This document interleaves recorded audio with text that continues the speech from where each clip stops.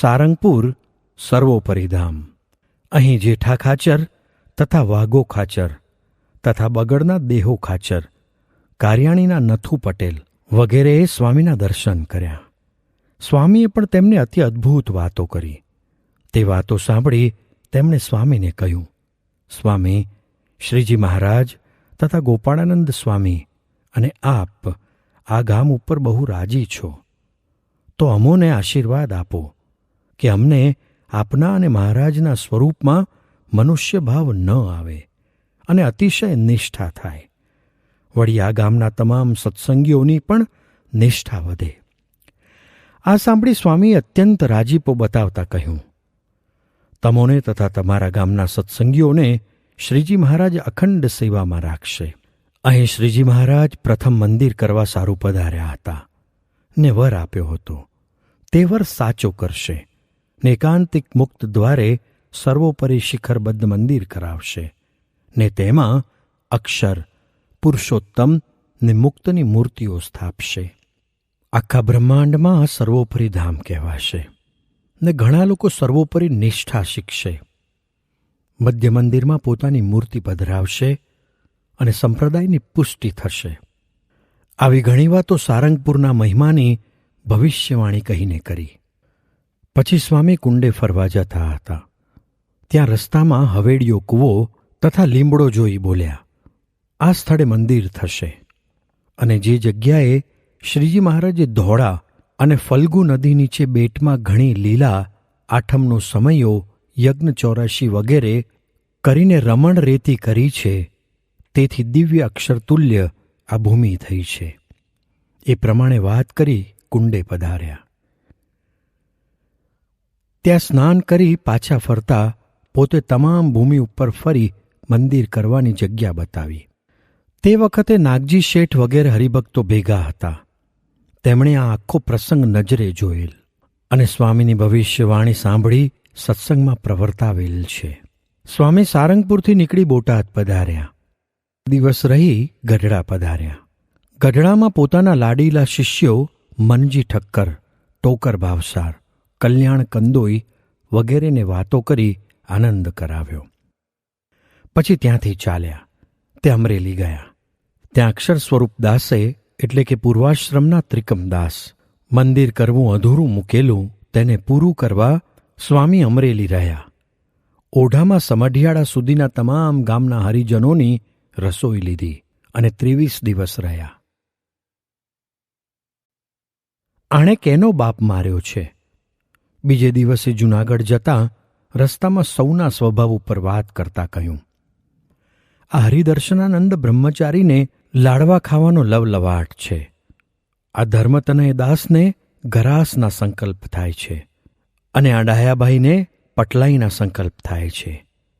એમ સૌના સ્વભાવ ઉપર વાત કરી સૌને ઉપદેશ આપ્યો કે સાધુ કે સત્સંગી થયા તો કલ્યાણના માર્ગમાં વિઘ્ન આવે એવા સ્વભાવ ન રાખવા.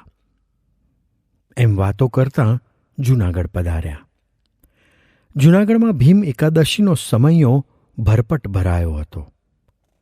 સ્વામી સભામાં સાધુ, હરિજનો, પાડાઓ વગેરેને મળી મંદિરમાં દર્શન કરવા પધાર્યા. પછી સભામાં પધારી વાતો કરી. હજારો હરિભક્તોને સુખિયા કરી દીધા. ત્યારબાદ સ્વામી ચોકમાં ચંદની બાંધી હતી તે જોઈ રહ્યા અને પ્રાગજી ભગતને સંભારી ભાવસંગ અને ડાયાભાઈ સાંભળે તેમ મોટેથી પોક મૂકી રોઈ પડ્યા અને બોલ્યા, આણે કેનો બાપ માર્યો હશે, કેને સત્સંગ બહાર કર્યો? એમ ભગતજી મહારાજ ઉપરનું પોતાનું અનહદ હેત સ્વામી વખતો વખત ભગતજીને સંભાળીને બતાવતા હતા. જૂનાગઢમાં ભીમ એકાદશીના સમયમાં વાતો કરી. હજારો હરિજનોને શાંતિ પમાડી. સ્વામીએ સૌને પોતપોતાને ઘેર જવા આજ્ઞા આપી. પછી પોતે ધર્મશાળાના રજોઠિયાનો મેળો અધૂરો હતો તે પૂરો કરવા રઘુવીર ચરણદાસને કહ્યું, પણ તેમણે મન દીધું નહીં અને કહ્યું, થશે, શી ઉતાવળ છે. પછી કોઠારમાં કુંજવિહારી દાસ કોઠારીને કહ્યું, થોડાક માણસ આપો તો આ મેળો અધૂરો છે, તે પૂરો કરીએ. ત્યારે તેણે કહ્યું, તમારે નવરું રહેવાતું નથી, અત્યારે કોણ માણસ છે?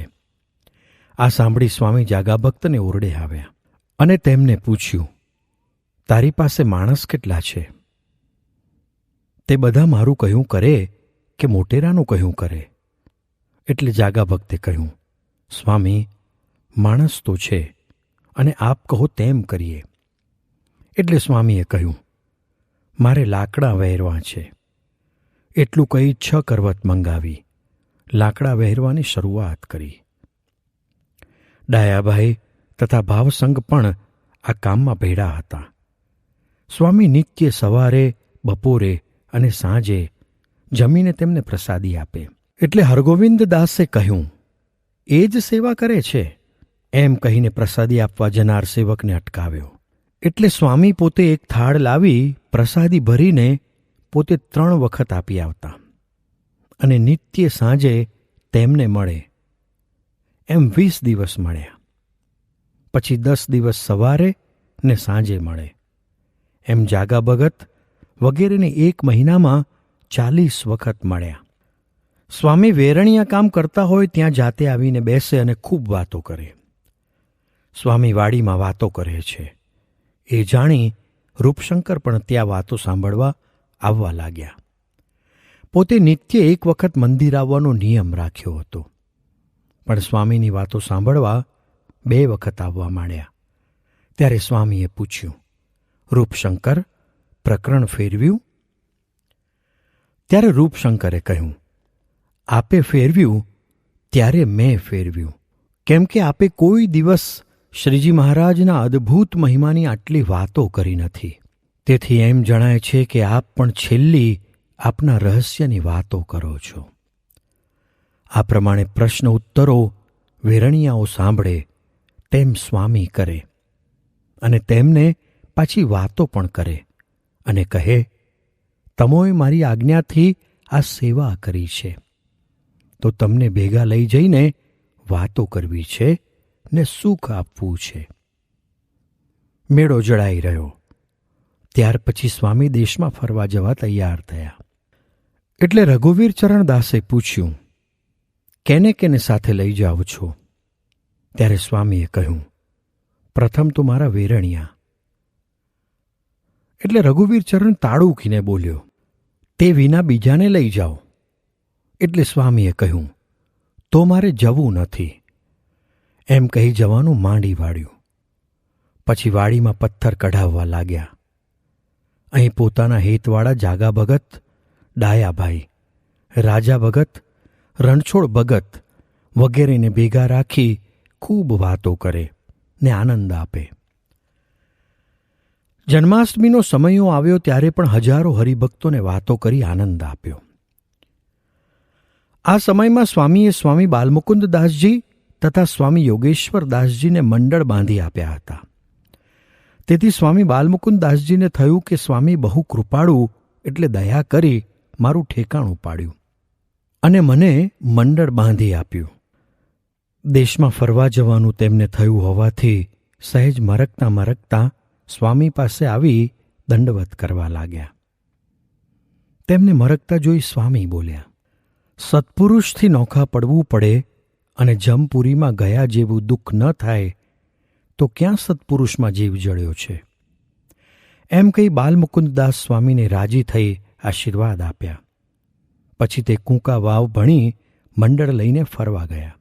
ત્યાર પછી ભાદરવા માસમાં સ્વામી જૂનાગઢથી નીકળવા તૈયાર થયા અને કહ્યું, વેરણિયાને તો મારે ભેગા જ લઈ જવા છે. પરંતુ રઘુવીર ચરણદાસે ના પાડી. એટલે વંડામાં જાગા ભગતની નાહવાની ઓરડીમાં રણછોડ ભગતને બોલાવીને કહ્યું, રઘુવીર ચરણદાસને સમજાવો, મેં જાગા ભગતને વચન આપ્યું છે, તેથી ભેગા લઈ જવા છે, તો રજા આપે તો એ જીવે ત્યાં સુધી તે કહે તેમ કરી દઉં. એટલે રણછોડ ભગત બોલ્યા, સ્વામી, એ તલમાં તેલ નથી, માટે કહે વળે તેમ નથી. તે સાંભળી સ્વામી બોલ્યા, હવે મુમુક્ષુના કર્મ ફૂટ્યા ને પૃથ્વીનું મંગળ ગયું. એમ કહી ઉદાસ થઈને બોલ્યા, આ લોકમાં તો ભેગું રહેવાય કે ન રહેવાય, પણ અક્ષરધામમાં ભેગા રહેવાય એવા સ્વભાવ કરતા શીખજો. એમ કહી જૂનાગઢથી નીકળવા તૈયાર થયા. સ્વામીનું કાર્ય. આ પ્રમાણે મૂળ અક્ષરબ્રહ્મ સ્વામી ગુણાતીતાનંદ સ્વામીએ જૂનાગઢમાં 40 વર્ષ સુધી અવિરતપણે રહીને મહારાજના સર્વોપરીપણાની વાતો કરી સોરઠ તથા ગુજરાતના તમામ હેતવાળા હરિભક્તોને શ્રીજી મહારાજ પુરુષોત્તમ તથા મૂળ અક્ષરનો નિશ્ચય કરાવવા ગુણાતીત જ્ઞાનના બીજ જેમ વ્રજની પૃથ્વીમાં વ્રજની ખીલી રોપે તેમ રોપી દીધા અને પુરુષોત્તમનો આ પૃથ્વી ઉપરના અવતરણનો હેતુ સિદ્ધ કરી દીધો. શાસ્ત્રો, મત અને પંથમાં બંધાયેલા અનેક વિદ્વાનો, મુમુક્ષુઓ સ્વામીની પરાવાણીનો અદ્ભુત સ્તોત્ર ઝીલી જેમ ગારડીને જોઈને મણિધર ડોલે તેમ સ્વામીની વાતોથી મુગ્ધ થઈ ગયા હતા અને શાસ્ત્રના શબ્દ છળની ઝાડ ભેદી મહારાજ અને સ્વામીને જેવા છે તેવા સમજી શક્યા હતા. આવી સર્વોપરી સમજણ થવી ઘણી કઠણ છે. તેથી જ શ્રીજી મહારાજે શુકમુનિને કહ્યું, એવી રીતે વાર્તા અમે ઘણીવાર કરી છે, પણ એનું મનન કરી સારી પેઠે એની ઘેડે બેસાડતા નથી. એટલે શાસ્ત્રના શબ્દને સાંભળીને સમજણમાં ઠા રહેતો નથી ને ઠાવકી ઘેડ બેસાડી હોય તો એની સમજણ કોઈ દિવસ તે શબ્દને સાંભળવે કરીને ફરે નહીં. એવી ઠાવકી ઘેડ બેસાડવા સારું જ સ્વામીએ જેમ ભમરી યળને ઝાલી લાવીને ચટકા ભરે છે તે ભમરી કરવા વાસ્તે જ, તેમ જૂનાગઢમાં અનેક મુમુક્ષુઓને આ બાજરો સડી જાય છે, અહીં રહો. અરે તમારે રડવામાં વાંધો હોય તો ₹10 મહિનો આપશું. સુધા 400 જણ રહેશો તો પણ અન્ન કે ધન ખૂટવાનું નથી. એમ અખંડ પાસે રાખીને વાતો કર્યા જ કરી, જેથી મહારાજનું સ્વરૂપ જેવું છે તેવું સમજાય. પોતાનું આ કર્તવ્ય પૂરું થયું. ગુણાતીત જ્ઞાનના આ બીજ રોપાઈ ગયા. હવે તેના ઝાડ થશે. એમ આશીર્વાદ આપી સ્વામી અંતર્ધાન થવાનો સંકલ્પ કર્યો.